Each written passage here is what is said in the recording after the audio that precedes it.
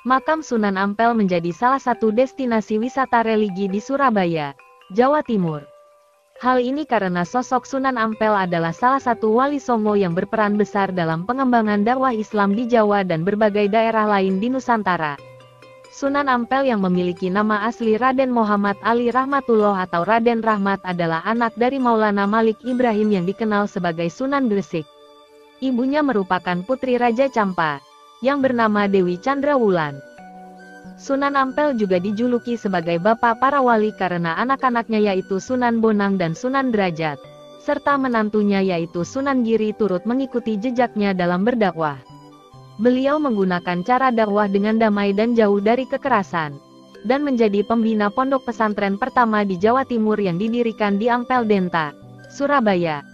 Ajaran Sunan Ampel yang terkenal adalah falsafah moh limo, yang meliputi moh main, tidak mau berjudi, moh ngombe, tidak mau mabuk, moh maling, tidak mau mencuri, moh madat, tidak mau menghisap candu, dan moh madon, tidak mau berzina.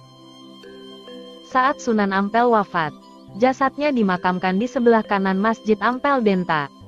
Saat ini, kompleks makam Sunan Ampel terletak di dalam kompleks Masjid Jami Ampel di Jalan Petukangan 1, Ampel, Kecamatan Semampir, Kota Surabaya. Bagian depan kompleks makam Sunan Ampel memiliki pintu gerbang besar yang bergaya Eropa. Terdapat gapura yang pada bagian atasnya memiliki hiasan berupa motif bunga dan suluran. Pada dinding gapura sisi belakang terdapat hiasan medali dan bintang segi 8. Kompleks makam ini dilindungi oleh tembok keliling tebalnya dan kuat tetapi tanpa atap. Jadi selalu kepanasan di siang hari dan kehujanan bila musimnya tiba. Makam Sunan Ampel yang tergolong sederhana berada terpisah dari makam lainnya dengan pembatas pagar teralis dari besi. Di arah bagian selatan terdapat pintu yang dapat dibuka tutup dan dilengkapi dengan kunci gembok. Jiratnya makam Sunan Ampel dibuat bersusun 4 tingkat dengan nisan bagian atas berbentuk seperti daun teratai. Ada beberapa kelompok makam yang ada di kompleks pemakaman itu, yaitu kelompok makam Sunan Ampel, kelompok makam Mbah Sonaji dan para syuhada tahun 1974, kelompok makam Mbah Soleh, kelompok makam Mbah Abdurrahman, kelompok makam para bupati dan angkatan 45, kelompok makam lama yang tak dikenal, dan ruang juru kunci.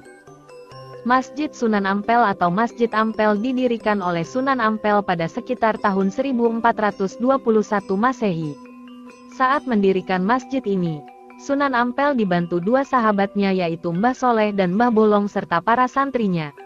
Keberadaan makam Mbah Soleh cukup unik karena makamnya sendiri berjumlah 9 buah. Bermula dari kesedihan Sunan Ampel yang merasa kehilangan murid kesayangannya yaitu Mbah Soleh pasca kematiannya. Konon ketika Sunan Ampel berandai-andai murid kesayangannya masih hidup, Mbah Soleh pun kemudian terlihat hidup kembali. Baru setelah Sunan Ampel wafat, Mbah Soleh kemudian tidak hidup kembali. Kejadian itu berulang hingga 8 kali, sehingga Mbah Soleh pun mempunyai makam berjumlah 9. Sedangkan Mbah Sonaji atau Mbah Bolong memiliki kisah berbeda, yang terkait dengan penentuan arah kiblat pada awal berdirinya Masjid Ampel. Dilansir dari berbagai sumber, setelah Masjid Ampel berdiri, muncul permasalahan tentang penentuan arah kiblat, di mana saat itu belum ada teknologi yang memadai seperti saat ini. Mbah Sonaji kemudian melubangi tembok masjid sampai berlubang dengan tangannya.